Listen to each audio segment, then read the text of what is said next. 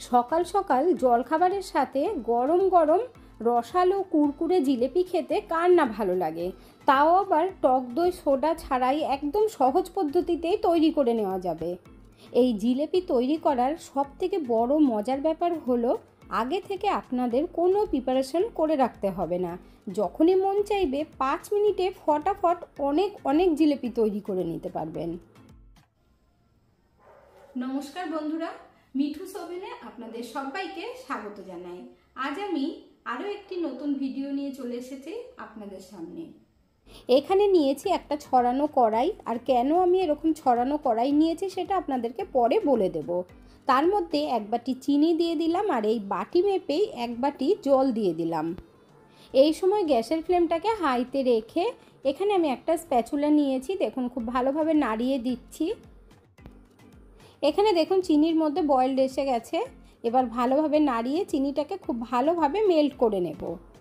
চিনি শিরা তৈরি করে রেখে দিলে দেখবেন অনেক সময় জমাট বেঁধে যায় কিংবা শক্ত হয়ে যায়। তো অনেকেই আছেন যারা পাতিলেবু ইউজ করেন। এখানে আমি আজ পাতিলেবু ইউজ করব না, আজ আমি অন্যরকমভাবে তৈরি করে দেখাবো। এখন এই চিনি শিরার মধ্যে অল্প করে একটু ফুড কালার দিয়ে দিচ্ছি। এতে করে কালারটা খুব সুন্দর হবে, তাহলে মনে হবে যেন দোকান থেকেই কিনে আনা হয়েছে। এখানে আমি অরেঞ্জ ফুড কালার দিয়েছি। আপনাদের যদি ফুড কালার না পছন্দ হয় তাহলে আপনারা স্কিপ করে দেবেন। এখন এই চিনির রসের মধ্যে দিয়ে দিচ্ছি সামান্য পরিমাণে এলাচের পাউডার, এতে করে সেন্টটা খুব সুন্দর আসবে। তারপর খুব ভালোভাবে মিশিয়ে দেব। বন্ধুরা, আজকের রেসিপিটা যদি আপনাদের ভালো লেগে থাকে তাহলে আমার চ্যানেলটিকে অবশ্যই সাবস্ক্রাইব করবেন, পাশে থাকা বেল আইকনটি দাবিয়ে দেবেন, সবার সাথে শেয়ার করবেন, একটা লাইক করতে ভুলবেন না কিন্তু। এখানে দেখুন চিনির শিরাটা টকবক করে ফুটছে। এখন এর মধ্যে আমি গরুর দুধ দেব। এখানে 2 চামচ পরিমাণে দিয়ে দিচ্ছি। গরুর দুধ দিলেও কিন্তু চিনির শিরাটা জমাট বাঁধে না, তার জন্য পাতিলেবু না দিলেও চলবে। গরুর দুধ দিলে কিন্তু চিনির শিরার মধ্যে যদি নোংরা থাকে সেটাও কেটে যায়। এখানে খুব ভালোভাবে ফুটে গেছে, আর এই চিনির শিরাটা আমাদের 1-2 তার দরকার নেই। এখন আমি হাতে তুলে দেখিয়ে দিচ্ছি। তেলের মতো চিপচিপে হলেই কিন্তু হবে, একটু আঠা আঠা ভাব হলেই হয়ে যাবে। দেখুন কত সুন্দর হয়েছে। এখন আমি গ্যাসের ফ্লেমটাকে বন্ধ করে দিয়ে ঢাকনা দিয়ে ঢেকে রাখবো, তাহলেই চিনির শিরাটা গরম থাকবে। আজ আমি জিলেপি তৈরি করার একদম গোপন পদ্ধতি আপনাদের সাথে শেয়ার করব। তার জন্য লাগবে 1 টেবিল চামচ দেশি ঘি আর 1 টেবিল চামচ লেবুর রস। এতে করে জিলিপিগুলো ভীষণ ক্রিস্পি হবে, জুসি হবে, খেতেও অসাধারণ লাগবে। এখন এই ঘি আর পাতিলেবুর রসটাকে খুব ভালোভাবে মিশিয়ে নেব, একদম লিকুইড মতো তৈরি করে নেব। এর মধ্যে এখন সামান্য পরিমাণে নুন দিয়ে দিচ্ছি। মিষ্টি তৈরি করলে একটু নুন দিলে কিন্তু ভালো লাগে খেতে, টেস্টটাও খুব সুন্দর হয়। এখানে দেখুন বন্ধুরা, লিকুইডটা তৈরি করা হয়ে গেছে। এটা এখন আমি সাইডে রেখে দেব। তারপর একটা মিক্সিং বোল নিলাম, এর মধ্যে 1 বাটি ময়দা নিয়ে নিচ্ছি। তারপর নিয়ে নিয়েছি হাফ গ্লাস পরিমাণে জল। অল্প অল্প জল দিয়ে কিন্তু ব্যাটার তৈরি করতে হবে। একবারে বেশি জল দিয়ে দিলে কিন্তু একদম পাতলা হয়ে যাবে, তাই একটু একটু করে ব্যাটারটা তৈরি করব আর অল্প অল্প জল দেব। আর এই ব্যাটারটা এমনভাবে তৈরি করতে হবে এর মধ্যে যেন কোনো দানা বা কোনো লাম্পস না থাকে। তার জন্য দেখুন একদম অল্প অল্প করে জল দিয়ে কত সুন্দরভাবে ব্যাটারটা তৈরি করে নিচ্ছি। এখানে দেখুন বন্ধুরা, ব্যাটার তৈরি করা হয়ে গেছে। আমি অর্ধেক গ্লাস জল নিয়েছিলাম, তার মধ্যে 2 চামচ মতো জল বেঁচে গেছে। এরপর যে লিকুইডটা আমি তৈরি করে রেখেছিলাম দেখুন ব্যাটারের মধ্যে দিয়ে দিচ্ছি। জিলেপি তৈরি করার জন্য যে খামির উঠাতে হয় জিলেপির মধ্যে বা ফার্মেন্ট করতে হয়, তার জন্যই কিন্তু এই লিকুইডটা দেওয়া, এবং জিলেপিটাও ভীষণ জুসি হবে, ক্রিস্পি হবে। দেখুন কত সুন্দর করে ব্যাটার তৈরি করেছি, আর খুব ভালোভাবে কিন্তু ফেটিয়ে নিতে হবে। ব্যাটার তৈরি করার সময় হ্যান্ড উইক্সটা দিয়ে এইভাবে এক সাইড থেকেই কিন্তু ঘোরাবেন, এইদিক ওদিক করে ঘুরিয়ে ব্যাটার তৈরি করবেন না, তাহলে ভালো হবে না। আর খুব ভালোভাবে কিন্তু ফেটিয়ে নিতে হবে। আপনাদেরকে ব্যাটারের কনসিস্টেন্সি দেখিয়ে দিচ্ছি, দেখুন বন্ধুরা, যাতে আপনাদের বুঝতে কোনো রকম অসুবিধে না হয়। এবার একটা চামচ নিয়েছি, চামচ দিয়েও আপনাদেরকে তুলে দেখিয়ে দিচ্ছি যে কীরকম হবে ব্যাটারটা। দেখুন, দেখে বুঝতেই পারছেন। এবার চামচের উল্টো পিঠটা দিয়ে দেখিয়ে দিচ্ছি, এইভাবে আঙুল দিয়ে দাগ কেটে দেবেন। দেখবেন জয়েন্ট না লাগলেই বুঝতে পারবেন যে ব্যাটার আমাদের একদম পারফেক্ট তৈরি হয়েছে। দেখেই বুঝতে পারছেন মিশে যাচ্ছে না কিন্তু লাইনগুলো। জিলেপির ব্যাটার আমাদের একদম রেডি হয়ে গেছে। 5 মিনিটের জন্য ঢেকে রেস্টে রেখে দেব। 5 মিনিট পর ঢাকনা তুলে নিচ্ছি, আর এর মধ্যে সামান্য পরিমাণে একটু ফুড কালার দিয়ে দেব। যেহেতু আমরা একদম দোকানের মতো তৈরি করব, সামান্য পরিমাণেই দেবেন, না হলে কিন্তু খুব বেশি কালার হয়ে যাবে। এখন হ্যান্ড উইক্স দিয়ে খুব ভালোভাবে কালারটাকে মিশিয়ে নেব। আর দেখুন বন্ধুরা, ব্যাটারটা দেখে আপনারা বুঝতেই পারছেন যে কত সুন্দর পারফেক্ট তৈরি হয়েছে। এই ব্যাটারের মধ্যে যেহেতু আমরা দই বা খাবার সোডা ইউজ করিনি, তার জন্য সামান্য পরিমাণে একটু ইনো দিয়ে দিচ্ছি। এখানে 2 পিঞ্চ মতো দিয়ে দিলাম। একদম অল্প দেবেন, আর যদি খাবার সোডা দেন তাহলেও কিন্তু 2 পিঞ্চ মতোই দেবেন। এরপর খুব ভালোভাবে একদিক থেকে মিশিয়ে নিচ্ছি। আর দেখুন কত সুন্দর তৈরি হয়েছে।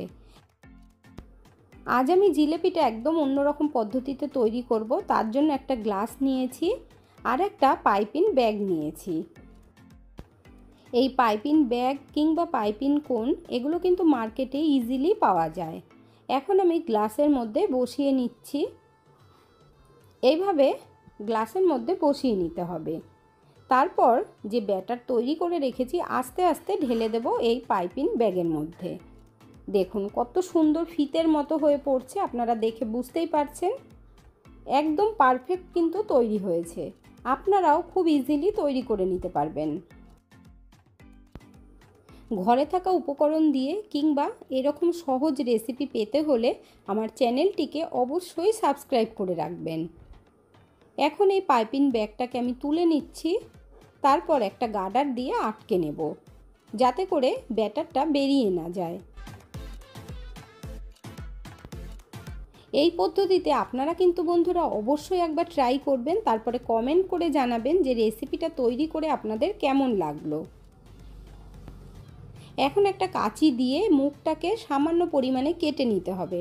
খুব বেশি কিন্তু কাটবেন না, তাহলে মুখটা বড় হয়ে গেলে জিলিপিগুলো ভালো হবে না। জিলিপি ভাজার জন্য গ্যাসের উপর একটা ফ্রাই প্যান বসিয়ে দিয়েছি, আর তার মধ্যে অল্প তেল দিয়ে খুব ভালোভাবে গরম করে নিয়েছি। তারপর পাইপিং ব্যাগটাকে ধরে এইভাবে ঘুরিয়ে ঘুরিয়ে জিলিপির মতো ডিজাইন করে দিতে হবে। আর দেখুন কত সুন্দরভাবে জিলিপিগুলো তৈরি হচ্ছে। খুব সহজেই কিন্তু আপনারাও বানিয়ে নিতে পারবেন। দেখুন কত সহজেই তৈরি করে নিচ্ছি। আমি কিন্তু আরেক রকম তৈরি করে দেখাবো, এর থেকেও সহজ। এবার আস্তে আস্তে উল্টে দেব। আপনারা জিলিপি যদি খুব কড়া করে ভাজতে চান সেটাও ভাজতে পারেন। যেই রকম আপনারা খাবেন সেইভাবে ভেজে নেবেন।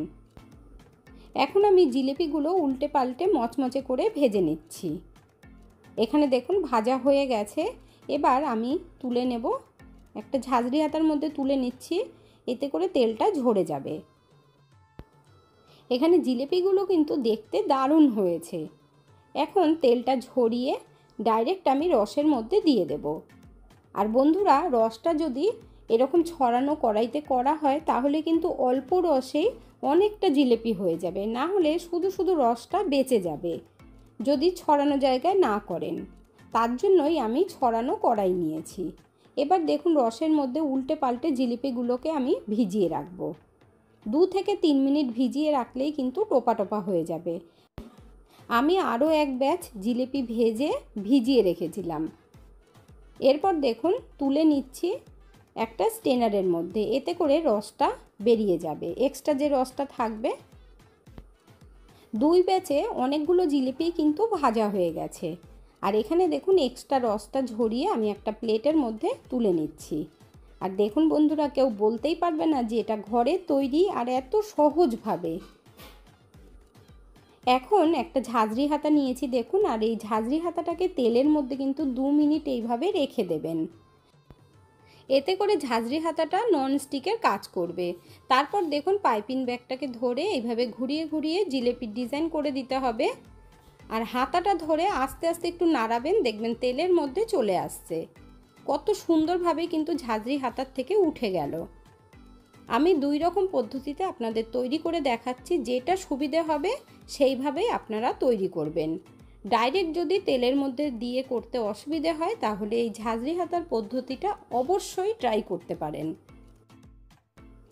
আপনারা যদি একবার এইভাবে তৈরি করেন বন্ধুরা, তাহলে বুঝতে পারবেন জিলেপি বানানো কতটা ইজি। আর এরকম ছড়ানো ফ্রাই প্যান নিয়ে নেবেন, তাতে ভাজতেও সুবিধে হবে। এখানে দেখুন আরও 5 পিস আমি ভেজে নিচ্ছি। এখন গ্যাসের ফ্লেমটাকে মিডিয়াম আঁচে করে রেখে এবার আস্তে আস্তে উল্টে দেব। তারপর একটু মচমচে করে ভেজে নেব। আপনারা যেই রকম জিলিপি খেতে চান সেইভাবেই ভাজবেন। দেখুন ভাজা হয়ে গেছে, এবার তেল ঝরানোর জন্য তুলে নিচ্ছি স্ট্রেনারের মধ্যে। এইভাবে আমি সবকটা জিলিপি ভেজে নেব। এখন থেকে হঠাৎ করে যদি জিলিপি খেতে ইচ্ছে করে তাহলে মাত্র 5 মিনিটেই কিন্তু অনেক বেশি জিলিপি আপনারা ঘরেই তৈরি করে নিতে পারবেন।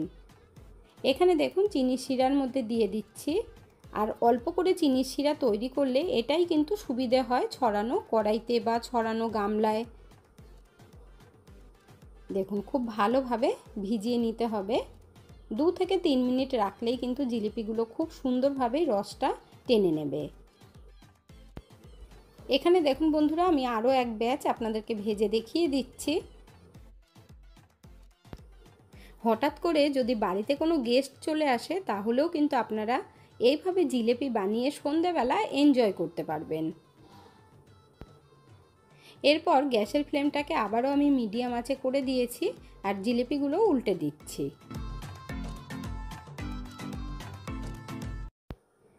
এগুলো সব ভাজা হয়ে গেছে, এবার তেলটা ঝরিয়ে আমি তুলে নেব। তারপর রসের মধ্যে দিয়ে দেব। প্রথমে এই জিলিপিগুলো তুলে নিতে হবে। আর রসটা যদি ঠান্ডা হয়ে যায় তাহলে কিন্তু বন্ধুরা রসটা অবশ্যই একবার গরম করে নেবেন।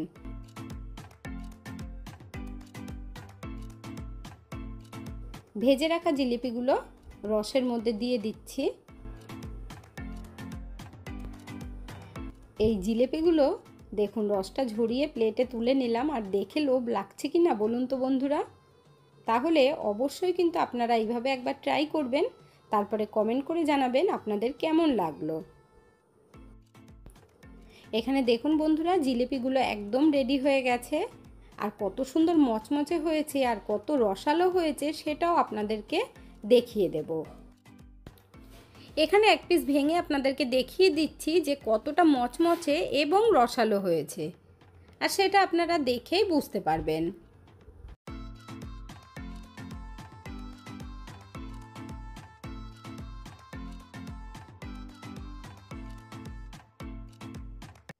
আজকের ভিডিওটা আপনাদের কাছে কেমন লাগলো অবশ্যই কমেন্ট করে জানাবেন। এতক্ষণ ধৈর্য ধরে ভিডিওটি দেখার জন্য অসংখ্য ধন্যবাদ। ভালো থাকবেন, সুস্থ থাকবেন। দেখা হচ্ছে পরের ভিডিওতে। Thank you.